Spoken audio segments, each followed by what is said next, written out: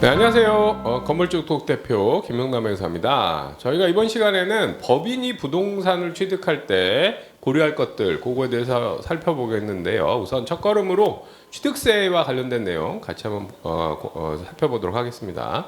우리 취득세는 일반 개인이 살 때랑 법인이 살 때 약간 달라요. 그 중에 특히 이제 법인이, 신설법인이 부동산을 과밀 억제권역에서 사게 되면 중과를 하게 되는데, 대부분의 이제 부동산 투자라는 게 우리 이 수도권 쪽에 부동산을 많이 사시잖아요. 그래서 이제 세금 주시려고 법인으로 설립해서 이제 취득한다고 했을 때 이 중과 문제를 고려하지 못하셨다가 초반부터 의외의 비용을 지출하는 경우가 있습니다. 그래서 법인이 신설돼서 우리 부동산을 취득할 때 중과되지 않으려면 어떻게 해야 되는지 그거를 우리 정한겸 세무사께서 자세하게 좀 설명해 주실 겁니다. 한번 좀 설명을 좀 주시죠. 네, 요새 최근 들어 이제 부동산 법인들을 굉장히 많이 나타나고 그렇죠. 있어요. 그게 이제 세금을 좀 네. 워낙에 이제 소득 개인으로 했을 때 양도세가 맞습니다. 좀 세율이 높으니까 법인으로 하면 좀 양도세도 낮아지지 않을까. 그렇죠. 좀 종부세 이슈도 있었고. 그렇죠. 그리고 또 법인 부동산의 첫걸음이라고 해서 이제 부동산 법인들이 이제 세율이 조금 낮아서 이제 법인 부동산을 이게 투자를 했다가 이제 취득세에서 이제 갑자기 이제 놀라게 되는 거죠. 법인으로 하면 건물 취득하고 나면 뭐 종부세도 좀 덜 내고 나중에 양도세도 덜 내겠지 이렇게 생각하고 법인 새로 설립해서 건물을 샀는데 갑자기 취득부터 취득세가 왕창 늘어나는 당황하는 상황이 되는 거죠. 취득세 중과되면 어떻게 되나요? 보통 이제 건물을 취득하면 이제 4.6%이 취득세율로 보통 알고 계시잖아요. 그러니까 우리가 예를 들어 이제 한 50억짜리 건물을 샀다. 네. 그러면 이제 기본적으로 취득세율이 4%죠. 그렇죠. 4%고 거기에 이제 농특세랑 지방세 합쳐서 4.6% 정도 취득세를 내게 되는데 네. 이거를 잘못해가지고 법인이라서 중과되면 얼마나 되는 거예요? 중과가 되면은 이제 50억으로 기준을 했을 때 이제 이 법 문구상으로는 표준 세율의 3배 빼기 중과 기준 세율 곱하기 2 요렇게 되는데 이게 이제 구체적인 숫자로 계산을 해보면 이제 4%가 이제 기본 그 표준 세율인 거고요. 3배 빼기 2%에 곱하기 2 하면은 약 8% 정도가 나오는 거죠. 그러니까 이제 수식은 복잡한데 네. 현재 그래서 이제 수도권 기준으로 해서 과세 표준이 일반적인 상태면 4%인데 네. 이게 중과되면 8% 두 배를 내는 거예요. 두 배. 그렇죠. 그래서 50억짜리를 우리가 사면 그냥 취득세는 2억인데 이거를 중과되면 4억 취득세를 내야 되는 거예요. 맞습니다. 그래서 이거 신설법인이 잘못해가지고 우리가 부동산 샀다가는 취득세로 한 번 더 낭패를 보게 맞습니다. 되는 거죠. 그리고 이때 중과 기준 세율은 8%고 거기에 농특세, 지방교육세도 중과가 되다 보니까 최대 9.4%까지 그러니까 9.4.6%를 9.4%까지 더 내는 거니까 이거는 좀 최대한 피하면서 부동산을 취득하시는 게 맞겠죠. 맞습니다. 어떤 경우에 이제 중과 세율이 되고 중과 세율에 대한 근거 법령이 무엇이냐 살펴보면 지방세법 13조에 이제 규정이 되어 있는데요. 과밀억제권역의 취득세 중과 규정입니다.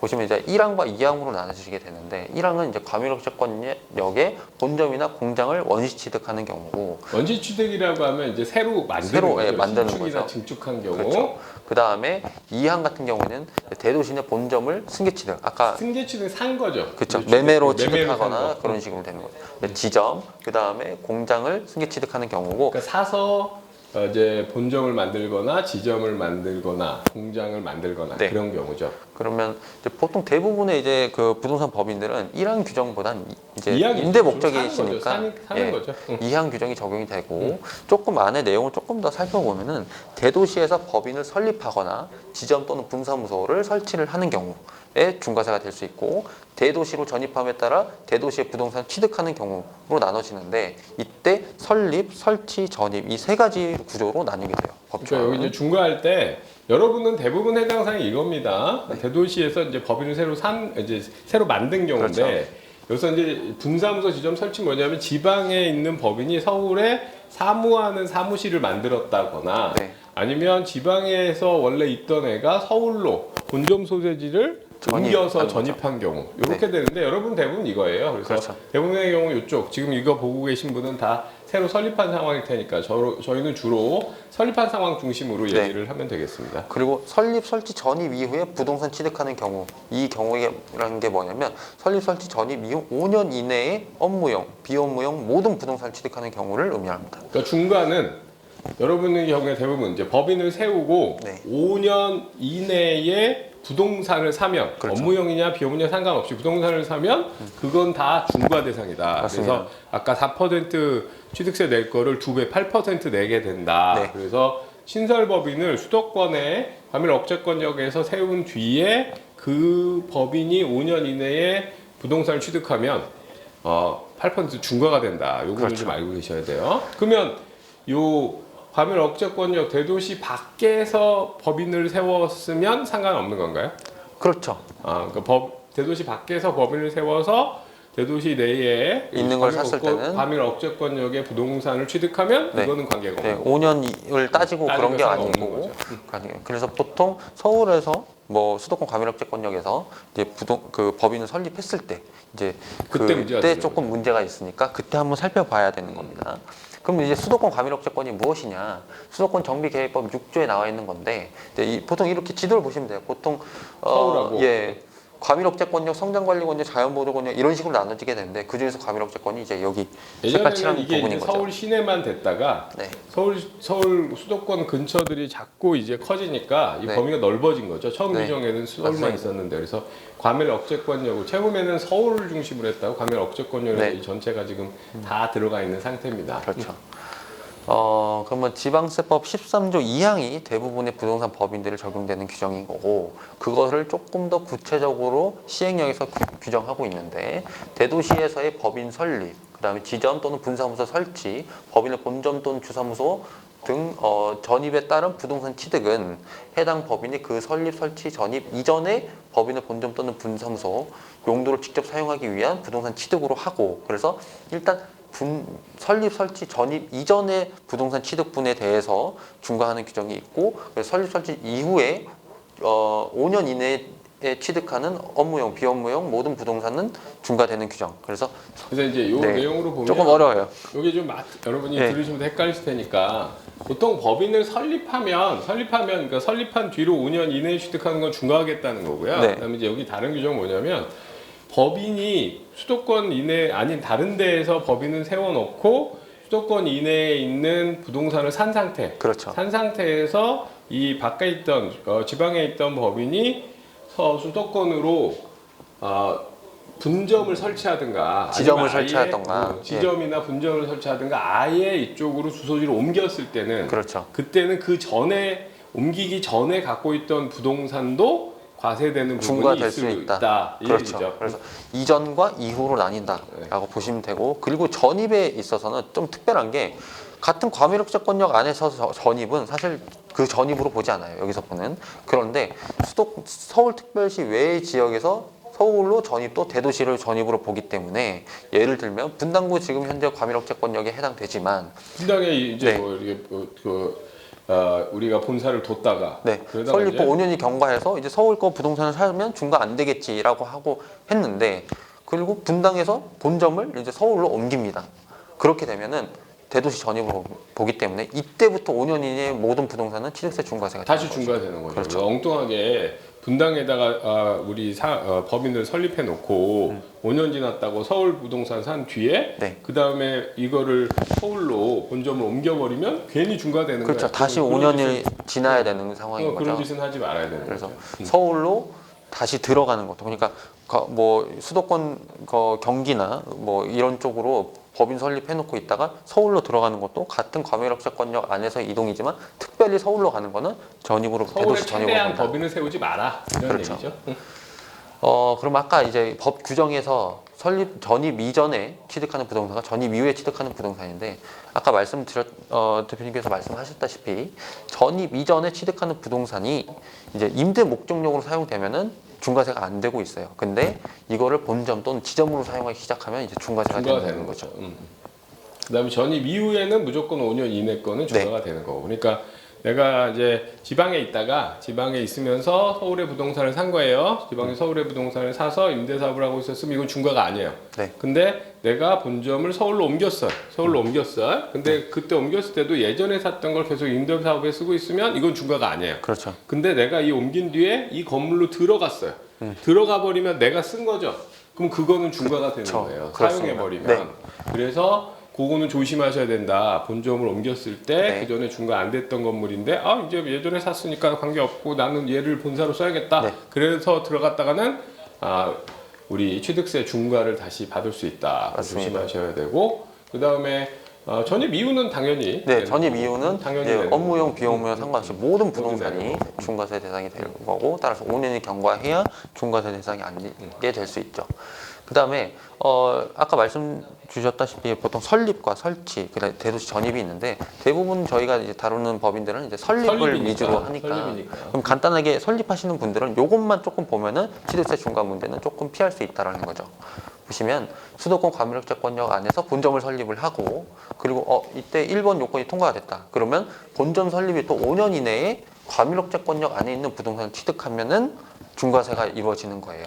그러니까 수도권 안에 여러분이 그러니까 만약에 법인을 만들어서 부동산을 사시고 싶으면 수도권 안에 부동산 법인을 설립했을 때는 5년이 지난 뒤에 취득하셔야지 네. 그 이내에 취득하면 무조건 중과다 이렇게 생각하시면 그렇죠. 되고요. 그리고 법인의 본점을 대도시 밖에서 그럼 설립을 했다.